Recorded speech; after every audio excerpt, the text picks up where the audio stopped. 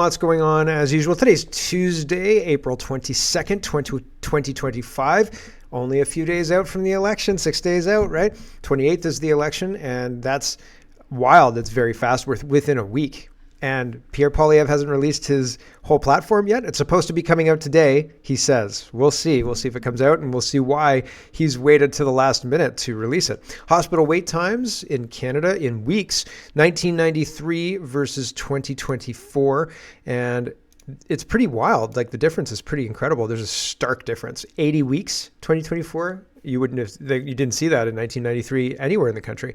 And so it's concerning because the degradation of our services, the degradation of our provincial services, which we pay taxes for, is driven by the number of people being flooded into the country because of bad federal policies. I mean, I'm not trying to get the provinces off the hook. Their policies, some of them have terrible policies as well, but a lot of this is driven by bad federal policies. Polling games, I often talk about how the polls are rigged. I'll show you how they're rigged because they're rigged, and I'll show you the mechanism they use to rig them. One of them anyway. I think there are many. CPC platform, I already talked about that. Danielle Smith wants to build a high-speed rail like in Japan. She's in Japan for some trade thing, I guess. I don't know. That'd be fun. I'd like to go to Japan and ride the high-speed rail on the taxpayer dime. That'd be super cool. Not necessarily just on the taxpayer dime. I hear Japan's really cool. But it's interesting that our politicians have all these, like, oh, I went to Japan to get an idea about building a train. I don't know. You could have seen that on the internet and thought to yourself, just doing the math of this works, right? Like, you don't have to go to Japan to experience it. I digress. She's in Japan, rode a train, and now she's talking about high-speed rail in Alberta.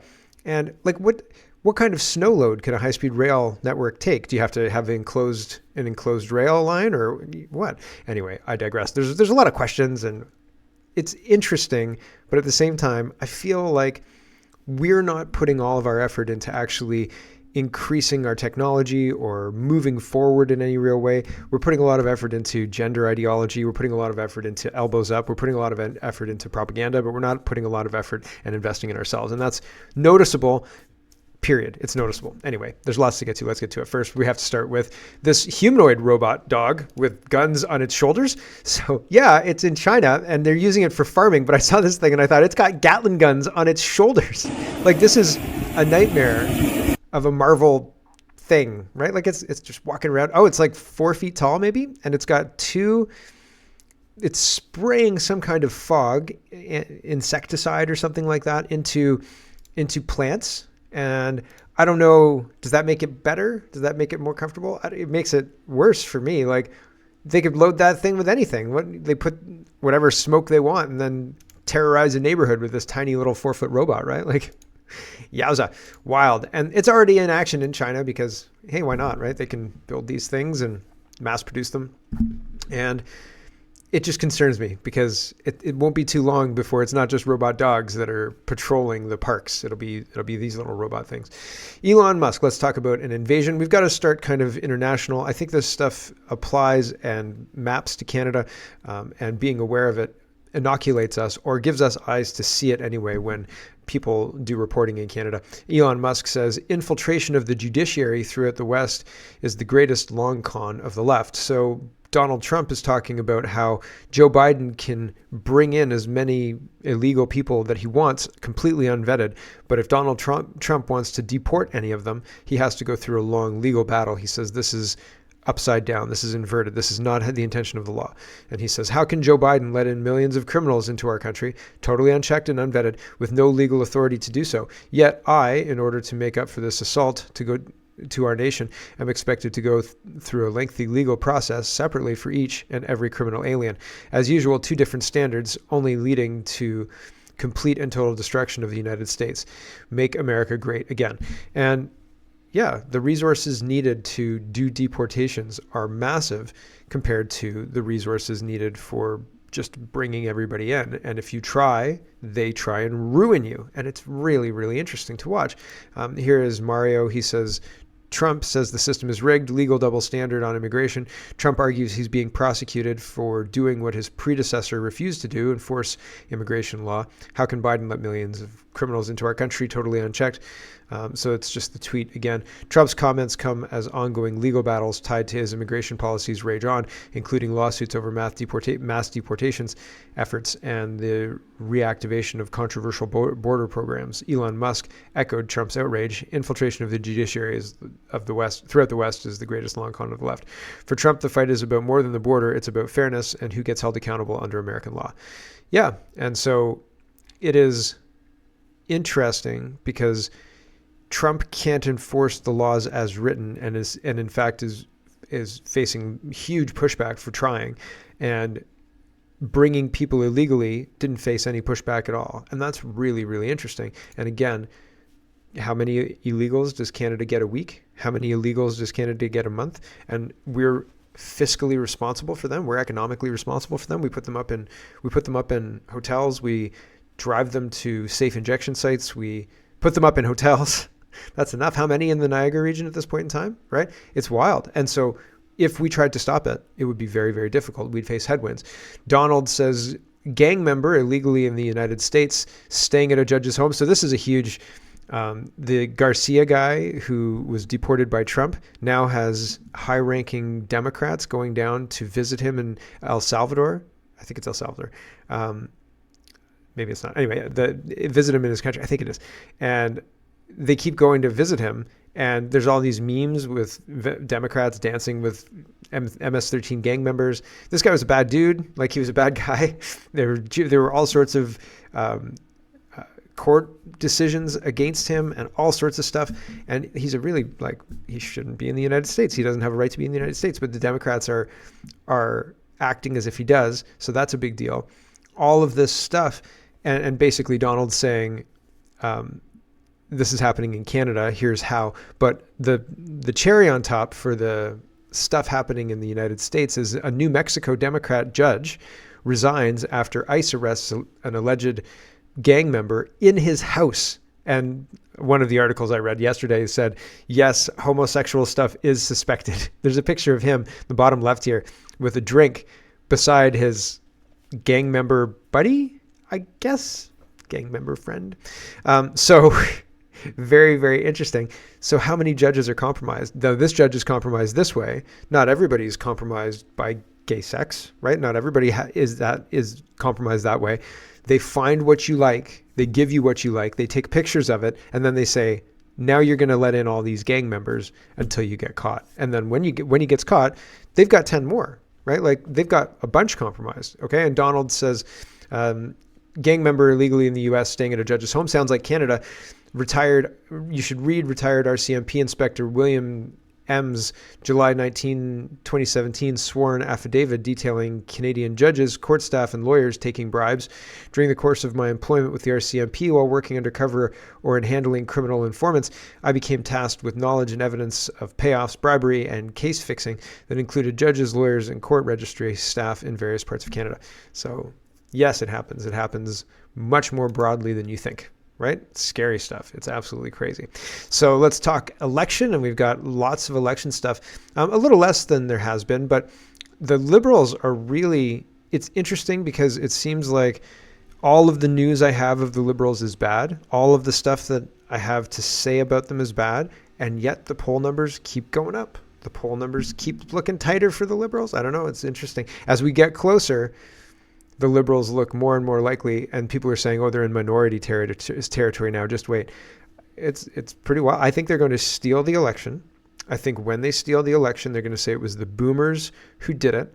This is a wedge. The elections are rigged, and blaming the boomers puts the 40-year-olds and the 60-year-olds at odds, puts kids against their parents. We've seen this before. Removal of the 4-olds. Don't trust your parents. You remove them, you put them into an old age home, you don't listen to them. And now the wedge has happened. And now we're not fighting for control of our government. The control of the government was taken by Carney, and we were set to fight amongst ourselves, right? You see? And it's genius, but man, I can see it, and it doesn't seem like anybody else can see it. So that's frustrating. Maxime Bernier is responding to Billboard Chris. Billboard Chris is making an appeal for everybody, for all of the parties in Canada. He said non-partisan appeal, he says. He says, I'm holding a protest in Ottawa this Friday, April 25th on Broadview Ave, just north of Carling Ave. This is not a partisan protest. This is for Conservatives, Liberals, PPC, NDP, Green Party, and Bloc Québécois supporters who want to see an end to the greatest child abuse scandal in modern medicine history. Police will be there to help prevent any counter-protesters from getting violent, like the 5 who were arrested last time. Hope to see you there. And Maxime Bernier has responded. He says, I will join you on Friday, Billboard Chris, to fight this crazy gender ideology and end child abuse. And so I haven't seen anybody else commit to that, so please let me know if you do see anybody else commit to that. I try and do a walk around the main kind of political pages, the leaders and things like that, just to see if what they're talking about in the morning, right? But often things happen that I don't see, and sometimes when you go to the leaders' pages, you don't see everything. Sometimes when I go to my own page, I don't see everything, so it's weird. Anyway, Rupa says she's responding to Maxime Bernier, and she says, it's remarkable how consistent Maxime Bernier has been. He never wavered on his core beliefs. This 2018 tweet was stupidly derided as xenophobic at the time, even by conservative politicians. O'Toole? Scheer? Is Scheer a conservative politician? But today his views have become mainstream among conservative voters. And this is what he said in 2018. He said, having people live amongst us who reject basic Western values such as freedom, equality, tolerance, and openness doesn't make us strong. People who refuse to integrate into our society and want to live apart in their ghetto don't make us socially strong. Or don't make a society strong. Yes, that's true. It's still true today, as it was in 2018. Bernier again says it's not PPC's fault that Poilievre and his clueless strategies have squandered a 25 percentage point lead against his party that's destroyed Canada over the past 10 years. It's not the PPC's fault that he stuck to his moronic slogans like Axe the Tax, even after it became irrelevant, instead of proposing real reforms and a radical change, of course, to save Canada from ruin and social collapse. It's not the PPC's fault if he too started attacking Trump and playing the fake patriotism game when tariffs became the dominant campaign issue and thereby failed to distinguish himself from Carney. It's not the PPC's fault that Poilievre was pandering to Calistanis and announcing that he would bring back plastic straws over Easter weekend instead of unveiling his costed platform like all the other parties. The fake Conservatives have run a disastrous campaign and will lose badly. It's too late to save it now. We need real radical change. It will take time, but we must start now, not in 4 years. Don't waste your vote on them. Support the PPC. So maybe, do you think that Bernier is correct on all of that? And here he is talking about the monetary reset. Now, I was going to show you the CPC stuff. Poilievre releases his platform today, or he's making an announcement to release the platform today. So an announcement about an announcement. But it's less important than the Liberals imploding. So we're going to talk about the Liberals imploding before we go to that. Maxime Bernier again is talking about Trump talking about the golden age, and Trump says the golden age, or the golden rule of negotiating and success. He who has the gold makes the rules. Thank you. So that was April 20th, 2025 at 4 o'clock in the afternoon. And Bernier says the monetary reset is happening before our eyes. Tariffs are just a sideshow. The real problem is dealing with the massive unsustainable debt accumulated over decades. We're going to pay it back through monetary debasement and inflation. So money not being able to buy as much stuff and inflation. There is no free lunch. Fiat currencies are collapsing while gold keeps reaching new all-time highs. Americans can't continue to live beyond their means. While the dollar is with the dollar as world reserve currency, the world is de-dollarizing and the U.S. empire is giving way to a multipolar world. The transition will be painful. Trump knows it, and that's why he's pushing for a quick reset. Unfortunately, Canada is not prepared. Our establishment is clueless. We're the only major country with no gold reserve. We must build one with all the gold we have in the ground. Fasten your seatbelts. This will have a huge impact on your life, whoever wins the next election. Yeah. Unfortunately, I think he's right. And I keep saying, like, I don't think we can stay where we are. I don't think we're allowed to stay where we are. We're like a little bird that's been in the nest. And mom just realized, mom is the USA. And she just realized we're there. And she's like, what the hell are you doing here? And she kicked us out. And we're, I don't know, hopefully going to fly on our own, but we'll see. National Post says, NP View, Mark Carney's platform is a plan for economic disaster. Right. So the National Post doesn't like it so much. And CBC Watcher highlights this exchange.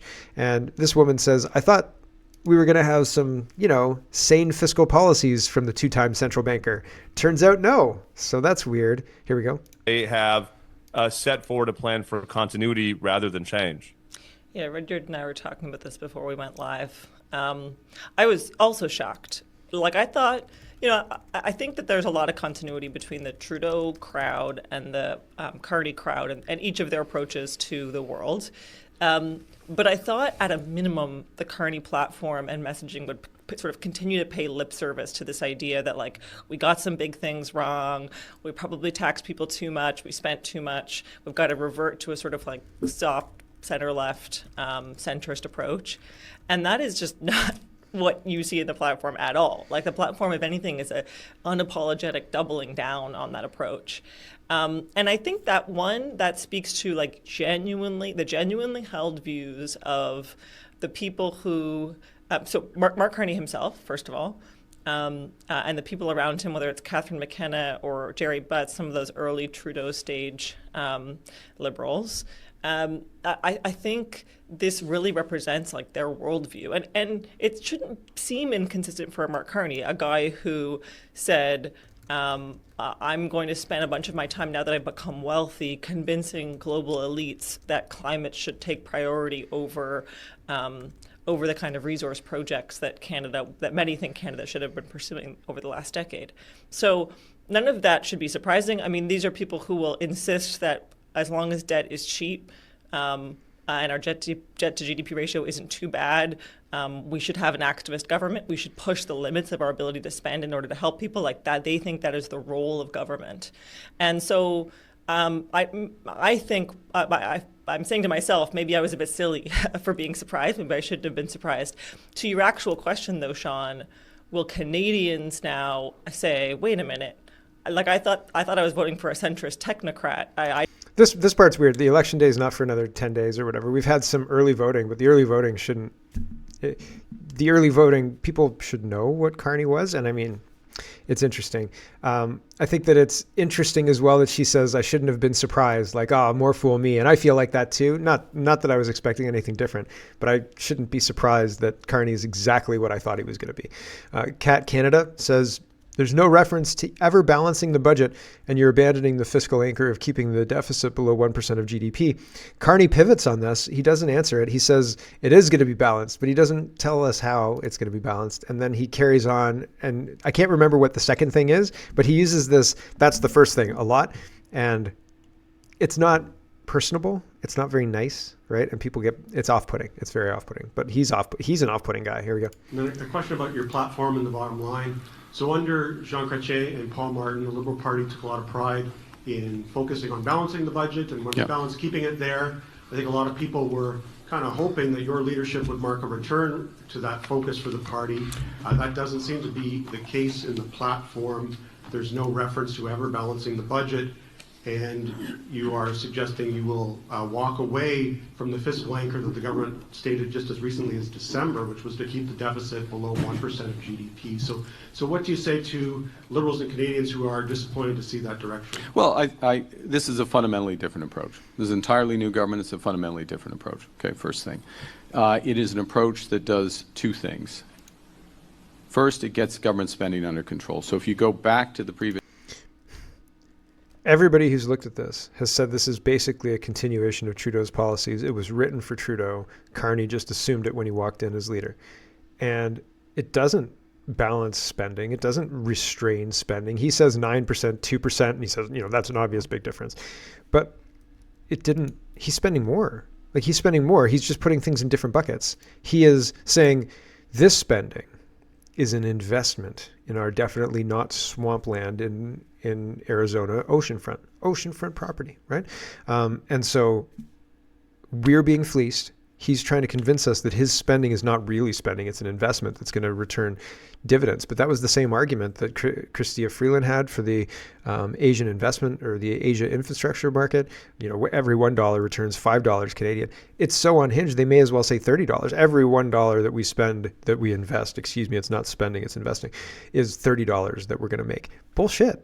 Absolute bullshit. All of the economic assumptions that he made in his platform are nonsense and or commitments to make permanent bad policies that nobody likes. And so it's interesting that he's just a liar. Like, he's just lying. Previous government, this spending was growing at 9%. we're going to grow spending over the course of the next 2 years, or 4 years, sorry, at 2%. 9%, 2%. Huge shift in terms of control on spending, bearing down on spending, getting that operating spending balanced over the course of the next 3 years. Absolutely flimsy. There's nothing to back that up. Balanced over the next course of 3 years. Actually, your economic statement doesn't say that. The second Pivot. element that's different, fundamentally different, that meets the moment, is that we are in a crisis. We are in a crisis, the worst crisis of our lifetimes, including the fiscal crisis that Mr. Chrétien and Mr. Martin faced. Canada almost was bankrupt. Canada couldn't cover its debts. Canada, was almost bankrupt in 1995. This is a bigger crisis, says Mark Carney. The bigger crisis is that this idiot is close to being leader of the country. He currently is the caretaker of the country. It's unbelievable, really. He's the crisis. Has nothing to do with anything else. He is the crisis. And the fact that he sees this pretend crisis that he's fabricating instead of actually trying to deal with what's going on with Trump. And he pivots, he's again saying the relationship between Canada and the United States is fundamentally changed. He's going to fundamentally change it, and that's a problem too. He should not be in the position he's in. But here we are, very scary. Because we are in a fundamental reordering of our relationship with the United States and the global economy. Liar. Liar. Liar. Here is David Jacobs. He says, in search of the 67-page Liberal Party platform or policy platform, pipelines were not mentioned even once. Carney is proposing adding an additional $225 billion in debt, and he isn't going to build a single kilometer of pipeline. One of the main things that came out of Trump's tariffs originally, February, March, April 1st, remember that? It was so long ago, right? But it seems like a blink of an eye, was that we were going to diversify our products and make sure we could get our products to Tidewater and diversify our retail, for lack of a better word, away from the United States. Not replace it. Well, I think the intent is to replace it, but if you can just have both, why not have both, right? If you could sell $150 billion of oil to the United States and sell $150 billion worth of oil to Germany, right? Or LNG or whatever it is to Germany and France and some other places, that's better, right? And gives us more options. And yet, no plan to actually do that in the 4 years Carney's going to run things. No plan at all. No, we don't need no pipeline, says Carney. We can do it without him because their plan is to make us poor. And actually, I've got information on that during our grab bag of governance. Poor and not upwardly mobile, which means upwardly mobile is being able to move between the socioeconomic statuses. So if you make $30,000 and you're in the not quite middle class type deal, you're kind of reaching to join the middle class, it's possible that you would be able to get a job that paid more and then you could buy a house and join the middle class, blah, blah, blah. But in 2040, they say that's not going to be possible for Canadians, so Canadians start leaving the country. Shocking. Maybe we should just leave now.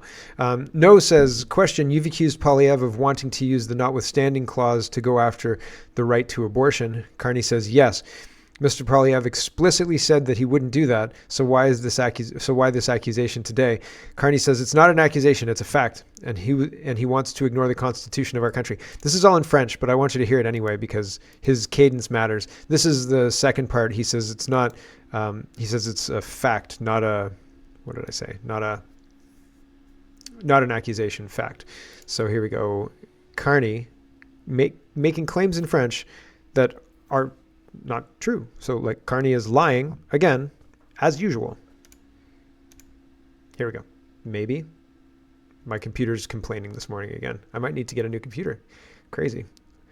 And usually I would pause it to fix this, but I'm streaming right now. So Mark Carney, you're embarrassing me, buddy. I don't understand. Well, I guess we're not going to watch this one for now. So we'll carry on. But he does. He says it's a fact, and it's not a fact. He's just a liar. Ryan Garrettson is responding to this too. What an absolute snake Mark Carney is. He is. He is an absolute snake. I feel bad that we haven't watched this. If I refresh it, it'll work probably. So we'll refresh it and we'll see how this goes. Vous venez d'accuser M. Poilievre de vouloir utiliser la clause non-obstant pour s'attaquer au droit à l'avortement.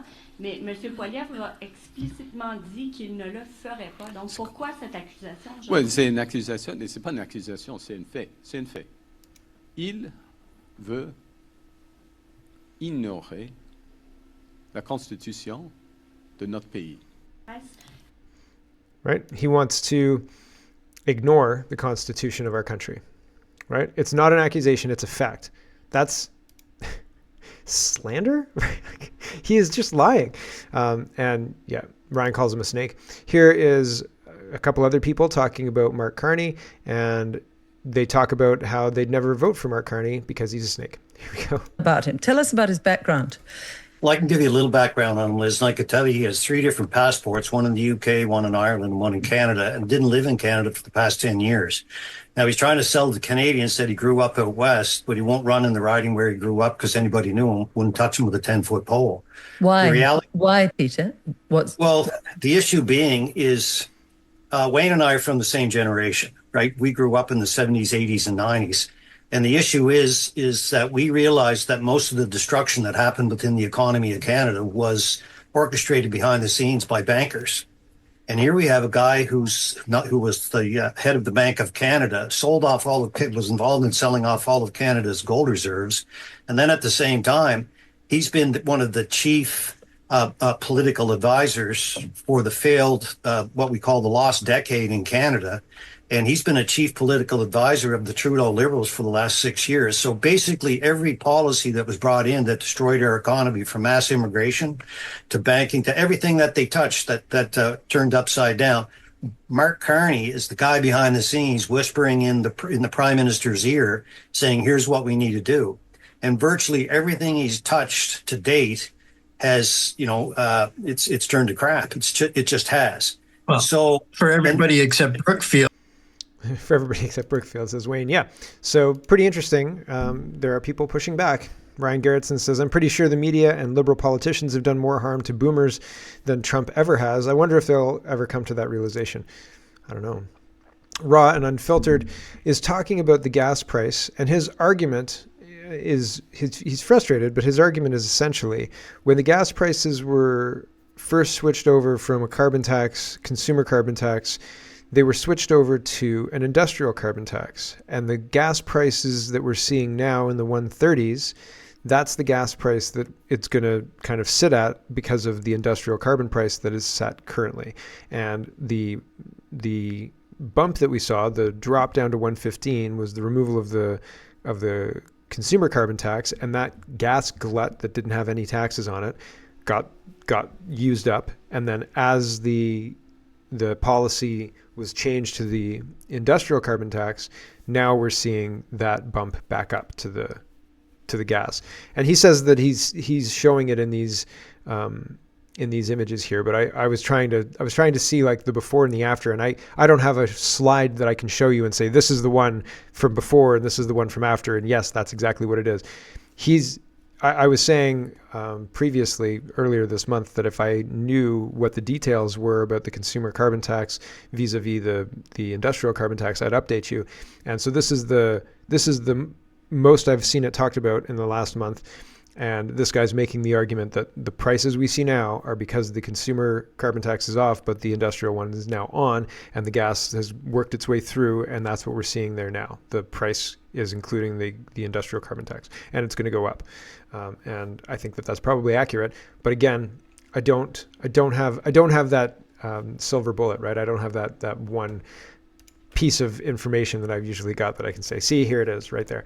He's just saying that that's what he thinks. I think, but he says he's very confident that that's what's going on. And he says, why doesn't anybody else see this? I just don't see it. So I wish that he had that one little piece of information for me. Anyway, I digress. Link is in the description if you want to check it out. Andy Lee says, with what the coordinated media attacks on conservative candidate Zhou Tai originating from the People's Republic of China look like on WeChat. And it's a minute long, but it says that he's a wanted criminal. It says that there are warrants out for his arrest. There's all sorts of other crazy stuff. It's all Chinese. Like you can see this is him, right? It looks like a wanted poster. So this is all misinformation, disinformation on Chinese only WeChat, right? Like I don't have WeChat on my phone, do you? So it's interesting. Sam Cooper says, Ottawa confirms Beijing seeks to block Zhou Tai's election through coordinated digital repression. So that's, active in our election. And I think yesterday as well, the election misinformation team updated people, and they were saying the same thing. Andy Lee has more information, so I went with Andy Lee's. So it's pretty crazy when a citizen that the government is trying to shut up, like Andy Lee, has more information than the government's task force that's tasked with keeping us informed about the whole thing. Wah wah, big failure from the Canadian government, right? If you ask me. We've got a couple of tabs left before we cut off the stream, and Globe and Mail is reporting the new American threat to Canada's sovereignty requires a new cultural nationalism. Here's what it should look like. The Globe and Mail is fully captured and compromised by whatever entity has our government. So communists, CCP, the Globe and Mail is putting out a lot of very concerning pieces, bolstering the Liberals' point of view, bolstering, and that doesn't mean it's right. It just means that somebody with a lot of money is influencing those publications. And maybe the Globe and Mail heavily relies on the Liberals' money in order to stay solvent, and they know if Poilievre comes in, they can't stand on their own. Maybe that's why they're doing it. Maybe other motivation too, but it seems like there is an urgency about their bonkers coverage, and it doesn't sound honest. And Rick says, there is no American threat. There is a communist Chinese threat with a minimum of 12 current sitting MPs who are treasonous communists. Care to fact check or community note that? Discovery should be interesting. So it'll be interesting to see, what the evidence is that you're not a traitor. And I mean, the Globe and Mail, I think that they're just acting in their own best interests. I'm not even sure that there's compromised editors or things like that. They just might look at how much is coming in from the government and think to themselves, if those Liberals get out, we can't continue to be the Globe and Mail anymore. Who knows? Globe and Mail again says, Mark Carney has shown confidence in the existence of Canada. Oh, good, because he moved here after not living here for 10 years. He's confident Canada exists. Is he confident in the existence of birds too, or does he think that they're robots that are spying on him? Like, he's confident in the existence of Canada? What does that mean, Globe and Mail? I am also confident in the existence of Canada, although I hear lots of people saying that it's not really a country, but it's more a corporation, and we're a sub-corporation of the British Crown or something like that, and it's not like a country doesn't actually apply to the Corporation of Canada. I've heard all sorts of that. Things like that. So is that what you're talking about? Carney believes Canada's a country and he believes he wants to run it into the ground, or what? Like, headlines like this confuse me and make me think this publication has no effing clue what it's doing. So they're paid off. They're paid off by somebody. Or, I mean, us, probably just us with our tax dollars. Abigail says, Poilievre says conservative platform drops tomorrow. That's Tuesday. No, Wednesday, because today's Tuesday. He doesn't answer why it's happening in the final days of the campaign or why his is the last party to release one. So how bad's it going to be? Yay, April 28th. Here's our platform. Vote for us today. So no time to discuss it then, right? So we'll see. We'll see. They're saying it'll come out April 23rd. Do you think so? Will we talk about it tomorrow? We'll see. Carla says, interesting. Pierre's riding is the only riding that will not be counted digitally. The people who did this should be ashamed of themselves.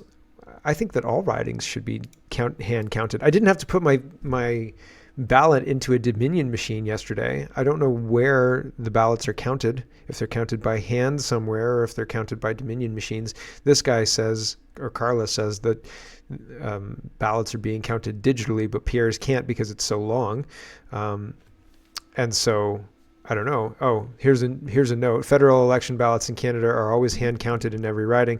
Parties can choose to send scrutineers to observe the counting process and ensure there's nothing suspicious if they wish. Yeah, and there should be scrutineers, although I've heard of places in Nova Scotia saying they don't need any scrutineers, which is odd. So are there digital counting machines? Is it all paper hand count this time? The last election, the last election in 21 had Dominion machines counting, tabulating. There were Dominion tabulators, and I was expecting to see Dominion tabulators this time. I did not. So I don't know where in the chain they are, if they're in the chain at all. If they're not, that would be great. I would appreciate that. I'll let you know when I know. If you know, let me know so I can tell everybody else. Here's Rob, and this is the last one for the free show today. 34 minutes. Okay, that's all right. Rob says, to get the result the Liberals paid for. So I often say the elections are rigged. I often say the polls are rigged. And it's done by a big suite of things that they can do. They can deny advertisements to people like Faith Goldie or Maxime Bernier or anybody else that they determine is saying things that are hateful or mean or anything like that. They can use fungible tokens, which is done through basically the laws of you can vote anywhere you want and we'll normalize it at the end of the election. What this does is allows them time. Hammer and Scorecard were designed for Dominion machines to keep the election within 2 or 3%, and they need a way to find out the total they need to beat and a way to inject the ballots after they find that total. So afterwards, they take those fungible tokens, because there could be any number of and different numbers in every riding of people who voted outside of the riding. So if after the election it's 48, 49%, and we've got, how many ballots do we need? So they can figure out how many ballots they need to beat and have a really, really tight win, but a convincing win because of this thing they can take around and just change after they find out the number they need to beat. And if you think they're above it, they do way worse things, like way worse things than that. And again, it's a whole suite. They rig the polls, they rig the media. The media talks about how the Liberals are going to win and so on and so forth. And that rigs the polls as well. That rigs the behavior of people. But here is another way they rig it. The polls themselves. Kevin says, I'm far from being a polling expert, but can someone explain to me why they still poll twice as many 55 age groups compared to 18 to 34? So 18 to 34 is 247, 35 to 54 is 417, 55 plus is 531. Is it population representation? I don't know. The 18 to 34 is 300 in another one, and 440 for 55 plus. So I don't know why they're oversampling 55 plus. Might have something to do with weighting the polls. It might have something to do with the population. So like in any population, you've got more boomers right now than you've got 18 to 34-year-olds. So the 18 to 34-year-olds make up a less weight than the boomers would. They have more of a swing. They have more of a say because of the population. So that could be what is going on here. In fact, the more I think about it, the more that's probably going on here. So that's what's going on. Interesting, right? Maybe this one down here is university campus or something like that. 6.6 boomers. I don't know. Okay, we'll move on. But it's interesting. Is that rigged polling or is that trying to make it even, right? And the more I think about it, the more trying to make it reflective. But again, I don't think these numbers, 1,000 people, can be reflective of a full population. It might be reflective of the balance of the numbers of population and the age they are, but I don't think that represents the full population of Canada, right? 1,000 people polled doesn't represent the full population of Canada, I don't think. Anyway, let's move on and let's say goodbye to the stream. Thanks for watching, everybody, and we'll catch you. Hello, everyone. Thanks very much for watching. This is just a short version of a longer show. If you'd like to get the whole show, you can go over to CanadaPoly.com and sign up for a subscription. Just look in the drop-down tab for Shop and Donate and look for subscriptions, and you'll get immediate access to the full show. Love to see you. Thanks for watching, everybody. Have a wonderful, wonderful